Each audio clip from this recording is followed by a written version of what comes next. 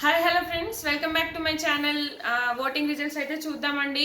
So shocking elimination అయితే జరగబోతుంది అనిపిస్తుంది. ఎందుకంటే అసలు ఆ ఓటింగ్, ఆ దద్దరిల్లుతున్న ఓటింగ్ ఏంటో ఏమో. నాకైతే నిఖిల్ పిఆర్ మాత్రం వీళ్ళ లెవెల్లో పిచ్చి పిచ్చిగా కామెంట్స్ పెడుతున్నారు. ఆ బెంగళూరులో ఏవో కంపెనీస్ అంట, ఏతో కొత్త పిచ్చి పిచ్చిగా అంత వాళ్ళతో వీళ్ళతో పడుకో అన్నట్టుగా మెసేజ్లు పెడుతున్నారు. చాలా దరిద్రమైన మెసేజ్లు.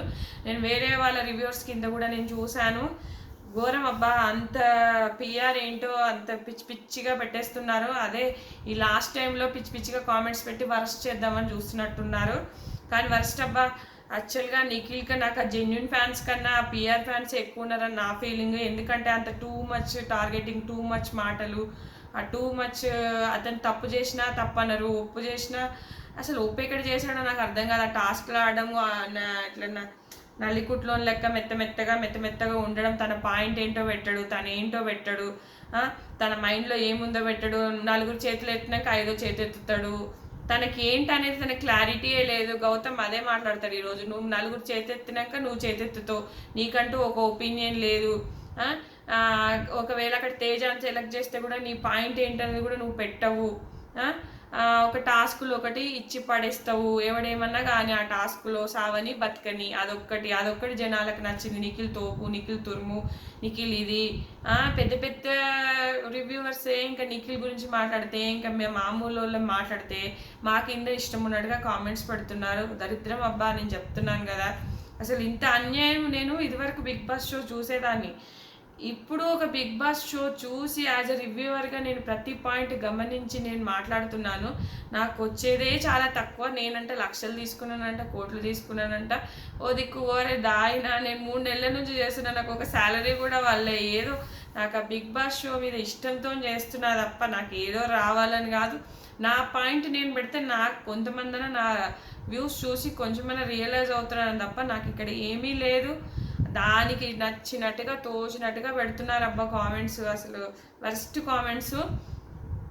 నాకు తెలిసినంత వరకు జెన్యున్గా ఉన్నది నిఖిల్ కన్నా నా గౌతమే. కానీ నిఖిల్ ఏం చెప్తున్నాడు తెలుసా, నీ బెటర్ దాన్ నేనే నీకన్నా చాలా బెటర్, నేనే బాగా ఆడతాను. ఏం ఆడతాడు అబ్బా, గేమ్లో ఆడంగానే అయిపోతుంది అబ్బా బిగ్ బాస్ షో.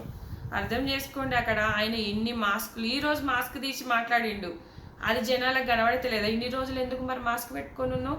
ఇన్ని రోజులు ఎందుకు లేదు ఈ ఫైర్? ఇక్కడ లేని ఫైర్ ఈరోజు ఎందుకు కొత్తగా వచ్చింది?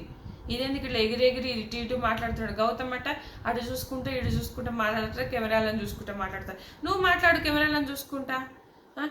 ఇతనట్టు రెడ్ టవల్ కట్టుకున్నంత మాత్రాన ఓట్లు వేసేస్తారా? చూసే జనాలు పిచ్చోళ్ళా? ఏ నిఖిల్ ఏడ చూడు ఫస్ట్ ప్లేస్. తర్వాత గౌతమ్ చాలా తక్కువ, ఆయనకు 60 50 ఉండి ఈయనకు 30 అట్లా. ఒక్కొక్క దగ్గర ఆయనకు 47 అట్లా ఉండి ఈయనకు 34 33 అట్లా. ఇక చూడు, ఇక గౌతమ్కి అయితే అతను ఎంత జెన్యున్ పాయింట్స్ పెట్టినా, అతను వైల్డ్ కార్డ్స్గా వచ్చినా విన్నర్ మాత్రం అవ్వలేడేమో అనిపిస్తుంది. ఎందుకంటే ఇంత పిఆర్, ఇంత ఇది బాట్స్ ఓట్లు గుద్దుతున్నాక ఇక్కడ అవుతారబ్బా. గౌతమ్ అయితే సెకండ్ ప్లేస్లో ఉన్నాడు. సో పాపం నాకు ఇక్కడ ఏమనిపిస్తుంది అంటే, ప్రేరణకి, వీళ్ళకి, విష్ణుకి, నబీల్కి, అసలు నబీల్కి ఓటింగ్ మొత్తం పడిపోయింది తెలుసా.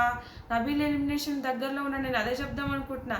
నబీల్ అనవసరంగా ఒక విన్నర్ మెటీరియల్ అయి ఉండి నబీల్ చాలా తక్కువ అనిపిస్తుంది నాకు ఓటింగ్. ఇంకా విష్ణు, రోహిణి కన్నా తక్కువ ఉన్నాడు కొన్ని పోల్స్లలో అయితే నాకు నబీలే ఎక్కువ కనబడుతున్నాడు. రోహిణికి ఇక 10%, ప్రేరణకి, విష్ణుకి పర్లేదు. ఇక్కడ డేంజర్ జోన్ ఎవరంటే ఈ వీక్ నబీల్ వెళ్ళిపోయినా ఆశ్చర్యపోయిన అవసరం లేదు. అందుకే వీడియో చేస్తున్నా ఓటింగ్. నబీల్ ఎందుకంటే ఈరోజు కూడా నబ్బా ఆ ప్రైజ్ మనీ ఏదో వీళ్ళిద్దరు ఫోటోలే మిగిలినాయి. నేను ఇంతకుముందు వీడియోలో లెంత్ అయిపోతుందని అది చెప్పలేదు. ఇద్దరే మిగులుతారు. వాన పడడం వల్ల వీళ్ళ ఫోటోలు కాల్చరు. ప్రేరణ, నబీలు మిగులుతారు. వీళ్ళకి ఏదో ప్రైజ్ మనీ రాసుకోమని బ్లాంక్ చెక్కులు ముందట పెడతాడు. అయితే అది 15 లక్షల వరకు రాసుకోవాలి. వీళ్ళు అయితే 15 లక్షల వరకు వీళ్ళు రాసుకొని ఇమ్యూనిటీ పొంది సెకండ్ ఫైనలిస్ట్ అవ్వచ్చు. సో ఎవరు ఎక్కువ రాసుకుంటే వాళ్ళకు, సేమ్ రాస్తే ఇద్దరు ఫైనలిస్ట్గా పోరు.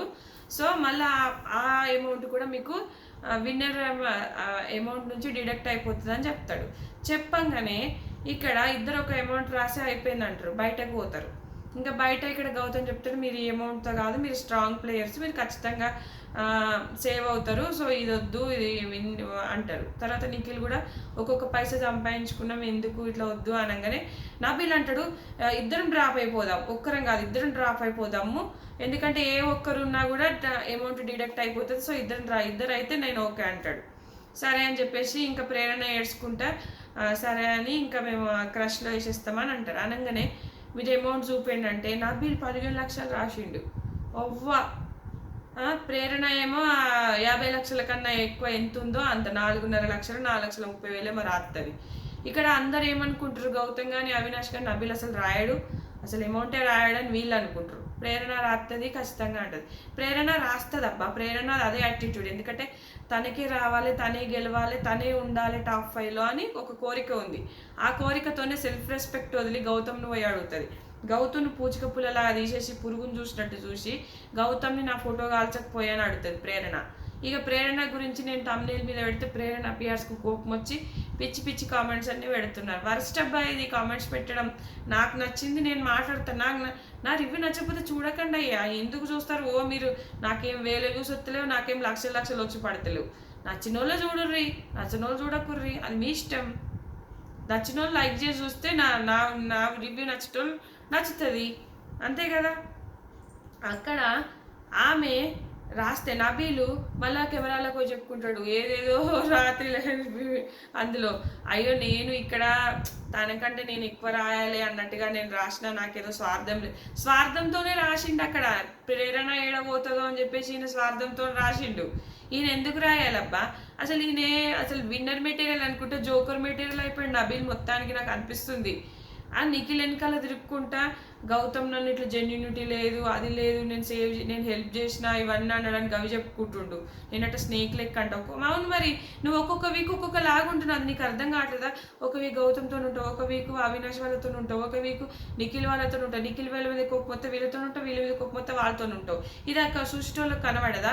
బ్యాక్ పిచ్చింగ్ చేస్తూనే ఉంటావు. ప్రేరణ నువ్వు ఇద్దరు కలిసి ఎవరైతే ఆ వీక్ నేను నామినేట్ చేసారో వాళ్ళ మీద బ్యాక్ పిచ్చింగ్ చేస్తావు.